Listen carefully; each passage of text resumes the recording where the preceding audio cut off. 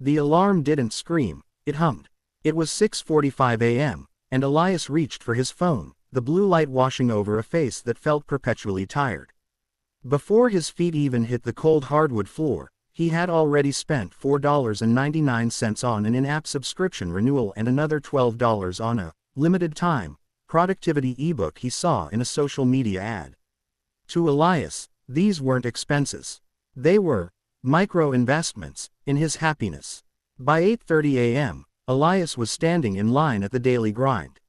He knew the barista's name, and more importantly, the barista knew his order, a large oat milk latte with an extra shot. $7.50 plus a dollar tip.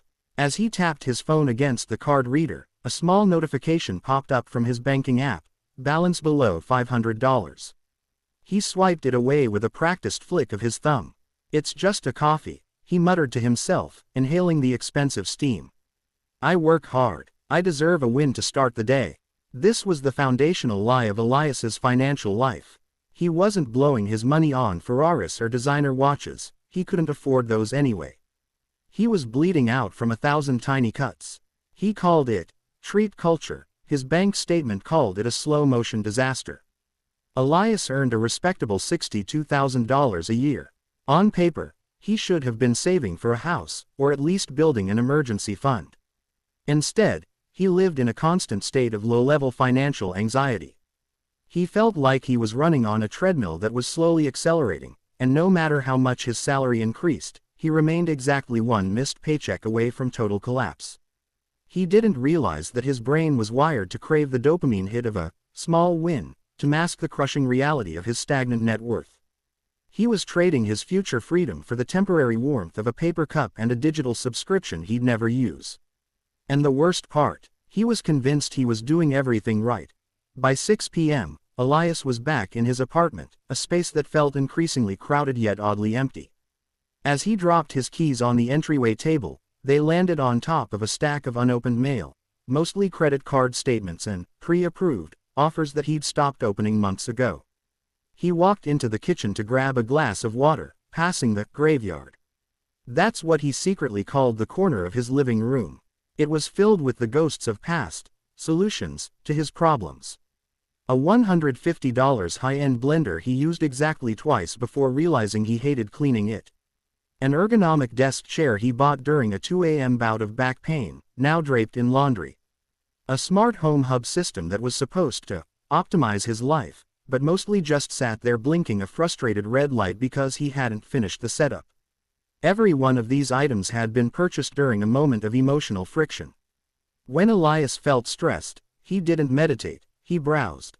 He convinced himself that buying the tool was the same thing as doing the work. He wasn't just buying a blender, he was buying the version of himself that drank green smoothies and had his life together. The problem was that the new Elias never showed up, only the bill did. As he sat on his sofa, his phone buzzed. It was an alert for a flash sale on a pair of noise-canceling headphones. Original price, $350. Today, $220. His heart rate spiked. He didn't need headphones. His current ones worked fine, but his brain framed it as a $130 gain rather than a $220 loss. I'm actually saving money if I buy these now, he whispered, his finger hovering over the buy now button. He was caught in the comparison trap. He saw his peers on social media posting about their upgraded lives, and he felt a primal urge to keep pace. He didn't see their debt, their stressed out, late-night calculations, or their empty savings accounts. He only saw the polished finished product. Elias hit purchase. The dopamine hit was instant, a warm wave of relief that washed away the day's stress. But as the confirmation email landed in his inbox, the familiar pit in his stomach returned. He had just spent money he didn't have, on a product he didn't need, to impress people he didn't actually like. He was building a museum of his own insecurities, and he was the only one paying for the tickets. Tuesday started like any other day, until the sound of grinding metal echoed through the intersection. Elias hadn't hit anyone, and no one had hit him. He had simply tried to pull out of his parking spot when his car made a noise that sounded like a giant clearing its throat with a mouthful of gravel. He managed to limp the vehicle to a local mechanic 3 blocks away. 2 hours later, the verdict came in via a greasy clipboard, a failed alternator and a cracked serpentine belt. Total cost: $842.15. Elias sat in the plastic chair of the waiting room, the smell of stale coffee and motor oil thick in the air. He opened his banking app. Checking account: $312.04. Savings account: $25. The auto transfer he forgot to cancel. His breath hitched. He had $337 to his name, and he was $500 short for a repair he needed just to get to the job that paid him. The small wins from part 1 and the flash sales from part 2 suddenly felt like lead weights around his neck. That $220 pair of headphones sitting in a box at his front door was now the difference between having a working car and taking the bus for a month. For the first time in years, Elias did something he terrified him. He opened his credit card portal. As the page loaded, the numbers blurred. He hadn't just been spending his income, he had been cannibalizing his future. His primary card was at $7,400, just $600 shy of its limit. The interest rate was a staggering 24.99%. He pulled out a pen and a scrap of paper. Using a simple interest calculation for just that month, he was paying $154 a month just for the privilege of carrying his past mistakes. That was 20 lattes. That was 3 pairs of those sale headphones. He wasn't just keeping up, he was paying a massive tax to a bank for a lifestyle he couldn't even enjoy because of the stress it caused. The mechanic walked over. "You want us to start on it?" Elias looked at his credit card, the plastic edge worn from use. He handed it over, feeling a sense of shame so physical it felt like nausea. He wasn't investing in himself anymore. He was drowning in the shallow end of the pool, and the water was rising. He realized then that his money habit wasn't just spending, it was avoidance. He had treated his finances like a scary movie. If he covered his eyes, the monster couldn't see him. But the monster was in the room, and it just took $842 he didn't have. Desperation is a powerful, if short-lived, motivator. After the car repair incident, Elias made a vow: a no-spend week. No lattes, no micro subs, no Amazon browsing. Just the essentials. On Monday, he felt like a hero. He drank the free office coffee, which tasted like burnt dirt, and packed a soggy ham sandwich for lunch. He felt virtuous. He felt in control. By Wednesday, the psychological withdrawal set in. Around 3 p.m., a wave of boredom hit him at his desk. Normally, this was when he'd browse a tech blog and reward himself with a $15 gadget. Without that outlet, the boredom felt physical, like an itch he couldn't scratch. He found himself opening the Amazon app out of pure muscle memory, his thumb hovering over the Deals tab before he realized what he was doing and slammed the phone face down. He realized his spending wasn't about the products, it was about the transition. The purchase was the punctuation mark at the end of a stressful sentence. Without it, the stress just lingered. That night, he sat in his graveyard corner and tried to calculate the true cost of his habits over the last year. He looked at his recurring subscriptions. Streaming services, $65 per month. Gym he never visits, $55 per month. Premium productivity apps, $30 per month. Cloud storage for photos of things he bought, $10 per month. Total, $160 a month. Over a year, that was $1,920, nearly enough to have paid for his car repair twice over. He saw the math clearly now, but his brain was screaming for a hit of dopamine. The small win trap wasn't just a habit, it was a neurological loop. He was sitting in the dark, staring at his phone, when a notification popped up. A friend was ordering pizza and drinks.